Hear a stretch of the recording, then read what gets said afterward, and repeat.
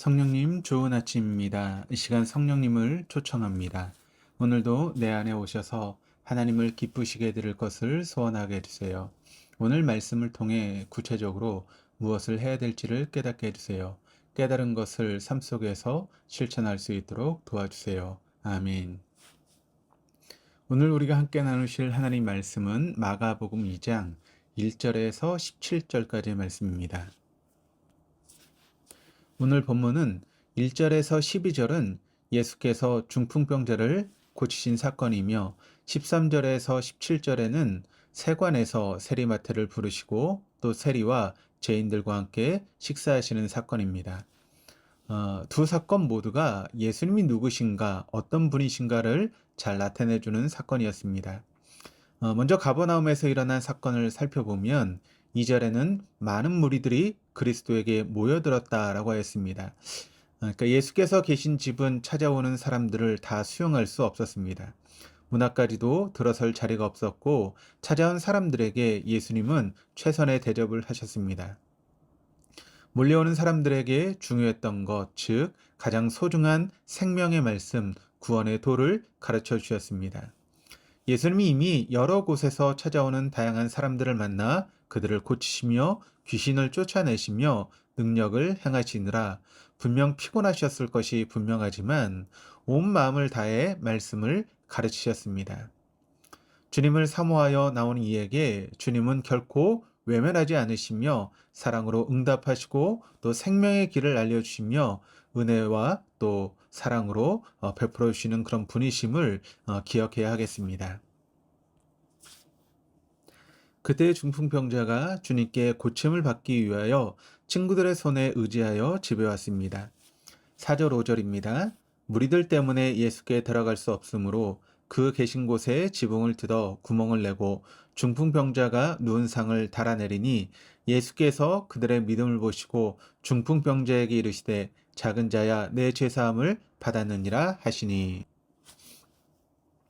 중풍병자를 메고 온 친구 네 사람은 예수께 나아갈 수 없게 되자 친구를 고치겠다라고 하는 일념으로 지붕을 뜯어 구멍을 내고 침상을 달아내리는 행동을 하였습니다.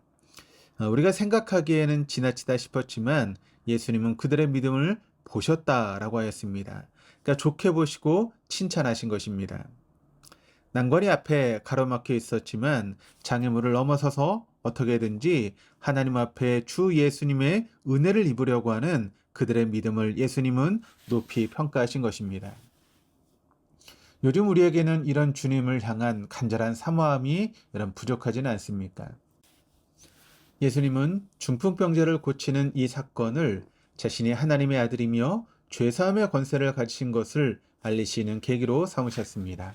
또한 중풍병자의 육체뿐만 아니라 영혼까지 전인적으로 구원해 주셨습니다. 그래서 내 죄사함을 받았느니라 라고 선언하시며 일어나 내 상을 가지고 집으로 가라 라고 말씀하셨습니다.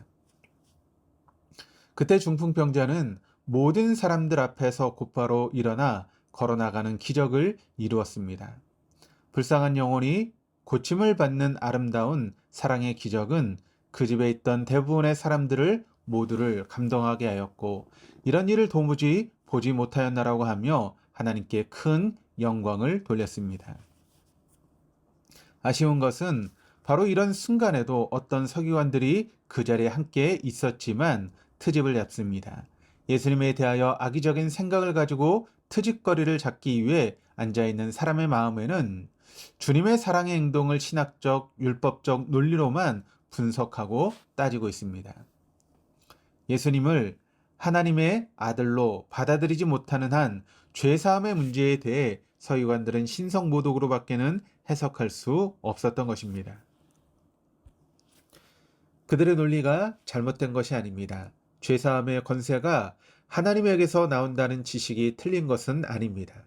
신앙의 가장 본질적인 문제, 지금 내 앞에 기적을 행하시며 육체와 영혼을 모두 구원하시기 위해 이 땅에 오신 구세주 예수 그리스도를 하나님의 아들로 인정하고 내 인생의 주인으로 받아들이느냐 아니냐에 따라서 같은 사건을 이렇듯 다른 입장에서 해석하게 된 것입니다.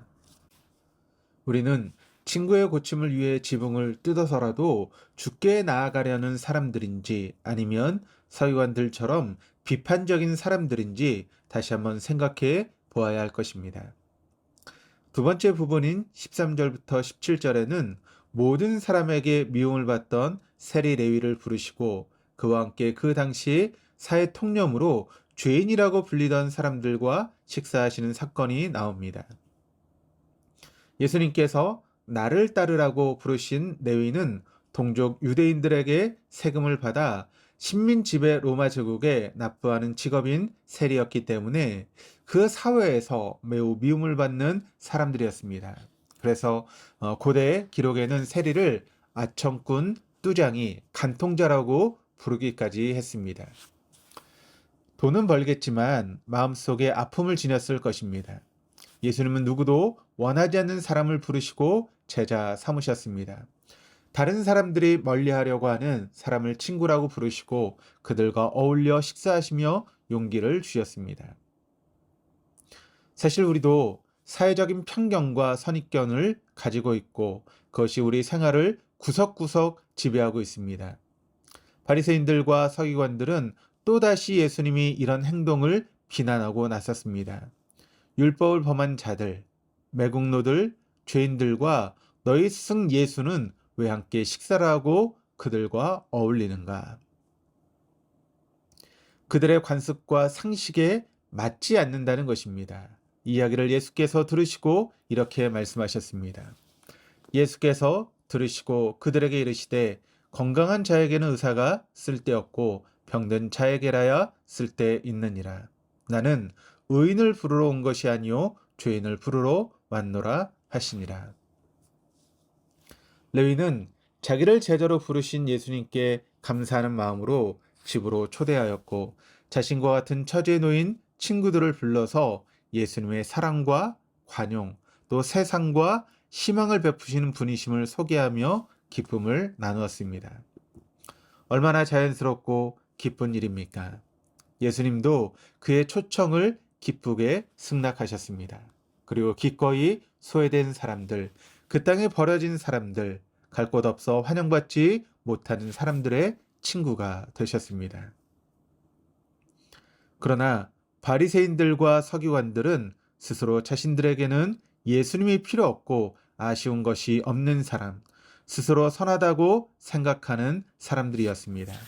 그들은 오히려 높은 자리에 서서 죄인들을 내려다보면서 경멸하였고 그런 죄인들에게 오염될까 하는 두려움에 더욱 정죄하기만 하였습니다.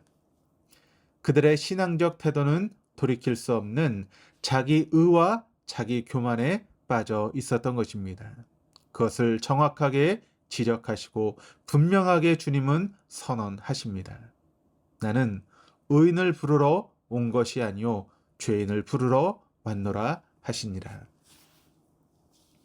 이 얼마나 우리에게 위로가 되는 말씀입니까? 상한 심령으로 회개하는 마음으로 주님 앞에 나아가는 사람은 누구나 주님의 따스한 치유의 손길과 친구로 품어주시며 제자 삼아주시는 주님의 부르심을 경험할 수 있습니다. 우리도 자칫 바리새인과 서기관들의 잘못을 범할 가능성이 있습니다. 중풍 병자를 고치겠다는 사랑으로 가득 차 예수님께 나아갔던 사람들처럼 갈급한 심령으로 하나님께 나아갑시다. 죄인을 부르시는 주님 앞에 겸손하게 응답하는 우리가 되게 힘쓰시기를 주님의 이름으로 축원합니다. 기도하시겠습니다. 하나님 아버지, 예수님의 따스한 부르심과 능력의 치유 기적을 기대합니다. 소자야, 내 죄사함을 받았느니라 하시는 주의 음성을 들려주옵소서. 비록 우리 앞을 가로막는 장애물이 있을지라도 난관을 극복하고 주님 앞에 나아가게 하시고 일어나 걸어가라 하시는 능력을 힘입어 우리의 몸과 영혼이 치유되는 기적을 누리게 하소서. 죄인들을 부르시며 소외된 자에게 친구 되어 주신 주님, 저희는 죄인입니다. 우리를 불러주시고 주님의 제자로 삼아주시며 마태처럼 주님의 일꾼으로 사용하여 주옵소서. 바리새인들과 서기관들처럼 율법의 지식으로 자기 의를 드러내지 않게 하시고 교만하지 않도록 우리의 마음을 고쳐 주옵소서. 감사드리며 예수 그리스도 이름으로 기도드립니다. 아멘.